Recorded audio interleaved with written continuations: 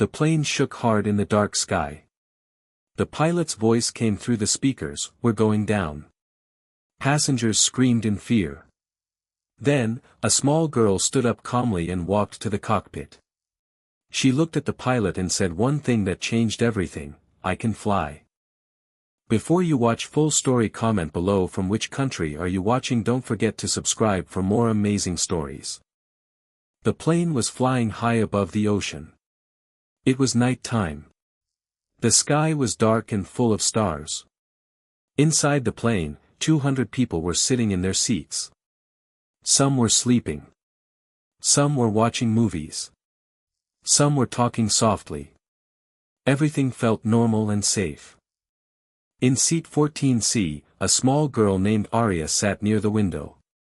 She was only 11 years old. She had short black hair and quiet brown eyes. She was looking outside at the clouds. Her father used to be a pilot. He flew big planes just like this one. But he was not with her anymore. He had passed away 1 year ago and a small plane crashed during a training flight. Since that day, Arya carried his memory everywhere. She still remembered his voice. She still remembered his lessons. Her father loved planes more than anything else in the world. When Arya was very young, he used to sit with her every night and talk about flying. He taught her about engines. He taught her about wings. He taught her about wind and weather. He said flying was not magic. He said flying was just understanding how things work. He also let her sit inside flight simulators with him. Arya learned fast. Faster than any child should learn such things. By the time she was 8 years old, she could already control a simulator plane during small emergencies. Her father used to smile and say, "One day, this knowledge might save someone's life." After he died, Arya's mother did not want her to think about planes anymore. It brought too much pain. But Arya could not stop. Planes were the only way she still felt close to her father. She kept his old books. She kept his notes. She still remembered every lesson he gave her. Tonight, she was flying to see her grandmother. The flight was long, but Arya did not feel afraid. Flying always made her feel calm, like her father was sitting beside her. Then, without warning, a loud bang shook the plane. The sound was sharp and hard, like something big had hit the plane from outside. People jumped in their seats. Some screamed. A woman dropped her coffee cup. A man grabbed his wife's hand tightly. The plane shook hard, and then it shook again. Arya's whole body went cold. She knew that sound. It was not normal turbulence. It was something serious. Then the lights flickered. The air masks dropped down from above every seat. People pulled the yellow masks over their faces with shaking hands. Some children started to cry. Parents tried to stay calm, but their voices trembled. A moment later, a deep, heavy sound came from the engine. Then silence. One engine had stopped working completely. The plane tilted to one side. Bags fell from the overhead bins. A flight attendant lost her balance and grabbed a seat to stand up again. People were shouting questions no one could answer. In the cockpit, the two pilots were fighting to keep control. The captain, a tall man named Captain Rhodes, held the controls tightly. His hands were sweating. Next to him, the co-pilot, a woman named Officer Lane, was checking screens filled with red warning lights. "We lost engine 2, Officer Lane said, her voice shaking. "Trying backup systems now." Captain Rhodes pulled hard on the controls, but the plane did not respond the way it should. "Hydraulics are failing," he said.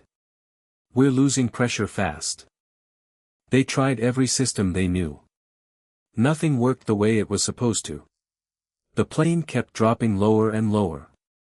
Every second felt heavier than the last. Captain Rhodes picked up the radio and called for help. "Mayday, Mayday. This is Flight 119. We have lost engine power and hydraulic control. We are descending fast. His voice cracked at the end. Air traffic control answered quickly, but their words offered little comfort. There was no airport close enough. There was only ocean below them, dark and endless. Captain Rhodes took a deep breath and turned on the cabin microphone. He knew he had to tell the passengers the truth. Ladies and gentlemen, this is your captain speaking. We are experiencing serious engine and system failure. We are going down. Please listen to the crew and prepare for an emergency landing. The cabin exploded into fear. People screamed. Some cried loudly. A mother pulled her small son close to her chest and whispered that everything would be okay, even though she did not believe it herself. An old man closed his eyes and moved his lips in quiet prayer. A young couple held hands so tightly their fingers turned white. Arya sat still in her seat. Her heart was beating fast, but her mind was not filled with panic. Instead, she heard her father's voice inside her head, calm and steady, just like it always was during their training sessions. Fear is normal, he used to say. But fear should never stop you from thinking clearly. She looked around at the panicking passengers. Then she looked toward the front of the plane. Something inside her told her to move. She unbuckled her seatbelt and stood up. A woman next to her grabbed her arm. "Sit down, sweetheart. Stay safe. Please." But Arya gently pulled her arm free. "I need to help," she said softly. "I know what to do." She walked down the aisle, past crying passengers, past shaking hands, past fear that filled the air like smoke. Some people stared at her, confused. A flight attendant tried to stop her. "You have to sit down right now," the flight attendant said firmly. "Please," Arya said, looking straight into her eyes. "My father was a pilot. He taught me everything about emergencies like this. I can help the captain. Please let me talk to him." Something in the way Arya spoke made the flight attendant pause. She was calm. Too calm for a child in danger. Her eyes were steady, not scared. The flight attendant looked at her for one more second, then stepped aside and opened the cockpit door. Inside the cockpit, Captain Rhodes and Officer Lane were fighting with every control they had. Warning lights flashed all around them. The plane shook violently as it dropped through the sky. "What are you doing here?" Captain Rhodes shouted when he saw the young girl standing in the doorway. "Get back to your seat now." "I can fly this plane," Arya said, stepping closer, her voice calm and clear. "Please listen to me. My father was a pilot. He trained me in flight simulators for years. He taught me how to handle engine failure and hydraulic loss. I've practiced this exact kind of emergency before." Captain Rhodes stared at her in disbelief. There was no time to argue, but there was also no time to waste. "This is insane," he said under his breath. Then he looked at his instruments again. Nothing was working right. They had almost no options left. Officer Lane looked at Arya carefully. "What's your name?" she asked. "Arya," the girl answered. "Arya Bennett. My father was Captain Daniel Bennett." Officer Lane's eyes widened. "I heard of him. Everyone in this industry knew his name. He was known for training in extreme emergency situations." She turned to the captain. "Rhodes, we don't have any other options. Let her try." Captain Rhodes hesitated for only a second. Then he nodded. "Sit here," he said, pointing to the extra seat. "Tell us what to do." Arya sat down. Her feet barely touched the floor, but her hands moved with confidence. She had done this before, again and again, in her father's simulator at home. "We need to use the backup air pressure system," she said quickly. "It can give us temporary control of the wings and tail for about 1 minute. We have to use that time carefully." Officer Lane's fingers moved fast over the controls. "Backup system ready," she said. Also try the small engine at the back, the auxiliary power unit, Arya added. It won't give us much power, but it can help balance the plane a little. Captain Rhodes followed her instructions immediately. Slowly, very slowly, the plane's violent shaking became a little steadier. It was still falling, but not as wildly as before. Altitude 2,000 feet, Officer Lane said. Descent rate is high, but a little better than before. Keep the wings level, Arya said calmly. Don't let the nose drop too much. We need to hit the water evenly, not at an angle. Captain Rhodes pulled back gently on the controls, following her words exactly. Sweat rolled down his forehead, but his hands stayed steady. 1,000 feet, Officer Lane called out. Activate the backup pressure now, Arya said. Officer Lane flipped the switch.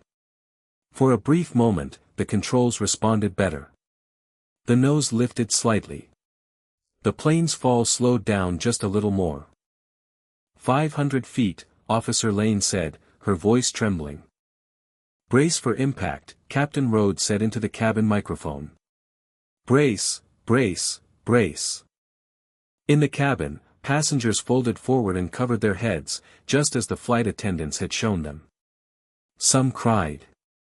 Some prayed. Some simply closed their eyes and waited. Arya kept her hands steady, watching the dark ocean rushing up toward them. She remembered her father's words from their last simulator practice together. When there's nothing left to do but hold on with full trust in what you've learned. Never lose focus at the final moment. She did not close her eyes. She stayed focused until the very last second. The plane hit the water hard. A massive splash of white foam covered the windows. The whole aircraft shook violently, throwing everyone forward against their seatbelts. Metal groaned. Water sprayed everywhere. For a moment, everything went completely dark and silent. Then, slowly, the plane settled on the surface of the ocean. It was floating, damaged but whole. For a few seconds, nobody moved. Then, one by one, passengers began to lift their heads. They looked around in shock. They were alive. All of them. Flight attendants quickly began the evacuation process, guiding people toward the emergency exits. Doors opened and life rafts inflated with a loud hissing sound. People climbed out slowly, shaking, crying, but breathing. In the cockpit, Captain Rhodes turned to look at Arya. His hands were still trembling from the tension. You saved us, he said quietly. I don't know how, but you did. Arya looked down at her hands, still slightly shaking. My father taught me everything, she said softly. I just did what he showed me. Officer Lane placed a gentle hand on Arya's shoulder. Your father would be very proud of you tonight. Outside, rescue boats and helicopters were already approaching, their lights shining across the dark water. One by one, passengers were pulled onto rescue boats, wrapped in warm blankets, safe at last. Arya sat quietly in one of the rescue boats, looking up at the stars. She thought about her father, about all those nights they spent together learning about planes and engines and emergencies. She whispered softly into the night air, I did it, Dad. Just like you taught me. The story of Flight 119 spread quickly across the news the next morning. People everywhere talked about the brave 11-year-old girl who helped save 200 lives using lessons learned from her father. Aviation experts studied what happened that night for months afterward, amazed that such young knowledge could make such a huge difference. But for Arya, it was not about fame or attention. It was about her father's memory living on through her. He was gone, but everything he taught her stayed alive inside her heart. And on that dark night above the ocean, his lessons became the reason 200 people got to go home to their families. Arya never forgot that night. Whenever she felt scared or unsure about anything in life, she remembered the calm voice inside her head, her father's voice, guiding her, believing in her, reminding her that with enough knowledge, patience, and courage, even the most impossible situations can be survived.